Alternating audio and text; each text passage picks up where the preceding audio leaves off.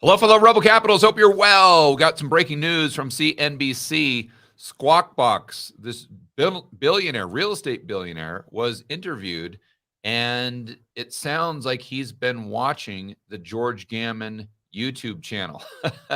That's for sure, because he basically reiterates exactly what I have been saying for the last 6 months, the last year. But he's also got some fascinating charts. So I wanted to share this video clip with you.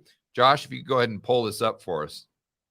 This is on my new Twitter handle here. The George Gammon is in Twitter jail account of mine, which is at GE Gammon. Still locked out of my main Twitter account, which is at George Gammon. Don't confuse that with a lot of scammers out there with different usernames that use my image and my name. But let's get to this video here. I think you guys will find this fascinating. And again, pay attention to these charts. I think they really distill a lot of the kind of noise down into actionable information. Impact on the consumer. Yesterday, we heard from Target that things slowed down. This morning, Macy's is saying something similar, that the consumer slowed down significantly in the second half of October and even more in November. Obviously, inventory is building up at some of these places. What have you seen? You know, I think you misunderstood something I said. I thought the economy was slowing on its own. Okay. And so I asked the. Can you stop there, Josh? Producer to produce a few slides. So first of all, this gentleman's name is Barry. Let's see here. Oh, I should have had this pulled up. I'm sorry. I Googled him. Now I can't find it. His name is Barry, like Steinhardt or something like that, and he's worth about $4 billion. And he manages a private equity fund that I think specializes in real estate. So he's really got his finger on the pulse of what's happening to things like rents, which is a huge part of the CPI. And he talks about that here in just a moment. So let's go ahead and keep playing here. I'll just go through them really fast with you. Okay. The first one shows the savings rates of the country, and hopefully we can pull that up. And it was 33%, and it's down to like 3.5%. So people spend all their stimulus dollars. And that means there's just less money. So we had inflation because we had too much money chasing too few goods, which was basically the supply chain broke. And so people had money, they wanted to buy watches, they wanted to buy cars, there were no cars, they bought used cars, everything went berserk. And now you have the opposite situation. You have too few dollars chasing too many goods. So the second slide, if we had it, would be inventory. Go ahead and pause there, Josh, please. So just to clarify, this gentleman's name is Barry Sternlicht. I wanted to be clear there. And what he's talking about, again, what we discussed on this channel ad nauseum, is you lock everyone in a cage, you destroy the supply chains, so the amount of stuff goes down, but then you increase the demand for stuff through quote-unquote free money, and you get massive amounts of inflation. But then what happens is at a certain time, all the stimmies run out and the people's savings rate plummet. And now all of a sudden you've got negative real wage growth because people's nominal wages have gone up, but they have not gone up with the rate of inflation. Therefore, their overall purchasing power, once the stimmies are gone, their overall purchasing power is going to be far less than it was in 2019. So he is predicting that as fast as the inflation rate came up, it's going to come crashing back down because all of the variables that went into creating inflation to begin with are all acting now in reverse. Now, there is a caveat there that I would add, and I think he's right on the money regarding stuff you want. But I don't know that he's right when it comes to stuff you need. Maybe it is true. Hopefully rent's coming down. I mean, that would be great for the consumer. And most likely real estate prices coming down. But with energy and food, I think that's something that could remain sticky as far as the consumer price inflations. Now, I think going into 2023, we see a recession. You could have energy prices come down. Hopefully they do. because as someone who's very bullish on commodities long term, I would love that buying opportunity. But I don't know that that takes the overall CPI, or I don't know if what he's talking about takes the overall CPI down to sub 2%. I think it just takes it down from 7 to 6 to 5, maybe down to 4, something like that. That's kind of been my prediction this whole time, that in Q4, Q1 of 2023, Q4 of 2022, we would see disinflation. So we could have asset price deflation, but as far as consumer prices, the CPI, we would see disinflation, meaning prices are going up just at a slower pace. Exactly what he's talking about. Okay, Josh, let's go ahead and keep playing. Any slides? Any slides, folks. So anyway, the second slide would be inventories. And I'll I work see on them the on your lap, slides. yeah. Maybe the Okay. savings one. there we go. Okay. Here we go. So that's inventories, which are rising and to the moon and beyond. Because this is all the stuff people The other ordered thing you before. see is not This is only the are bullwhip savings effect, rates by the way. declining, but consumer loans is exploding. So they've run out of cash. They're on their credit cards. I went out to dinner last night in the city. I mean, the restaurants are packed. Chicago's packed. Miami's packed. And you kind of like, who are these people? And they're actually now on their credit cards. So it has to end. The spending spree that was stimulus induced with no savings and on debt, it had to end. So the Fed is really the icing on the cake. I mean, and now they're disrupting and will destroy future growth of the economy, lowering the growth rates because companies won't build plants. We won't build, the real estate complex will grind to a halt. And so they will hurt future growth. And I think the third most important chart, and this one is key, is the CPI. They got to bring that up.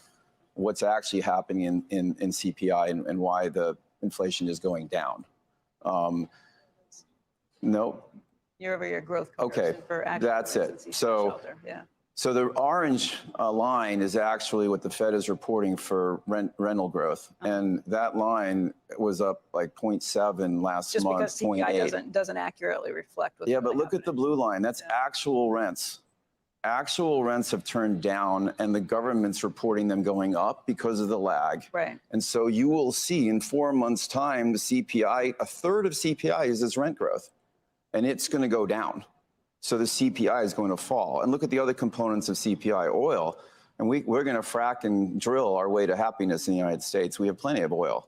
And now money, because it's really a really interesting place. You can get great returns investing in carbon because nobody wants to go there. You're going to get oil Josh, you can go ahead and prices. cut it. So I don't know if fracking is the solution as far as I don't know how much that'll impact prices. There's a lot of components that go into the price of oil. As you guys know, there's a lot of nuance there. And it's just not as, it's not as simple as, well, we can just go ahead and frack. I mean, who's going to invest in these things? To his point, now that's with ESG, that's persona non grata.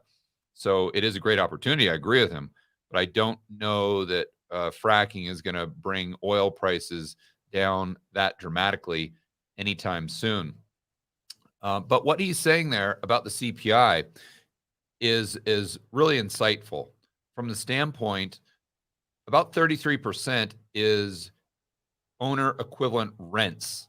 I think that's how the Fed titles it. And this is just kind of almost an arbitrary number, but it's supposed to reflect how much you could rent a specific house for. So this is what they use for housing prices in the CPI basket instead of just the price of the actual house itself and what houses are selling for. So what I didn't realize is there is a 2, 3, 4 month lag in usually with the owner equivalent rent, the metric the Fed uses for the CPI, and actual rents. And if you saw that chart we saw about 2 or 3 months ago, that rent increases really started to roll over.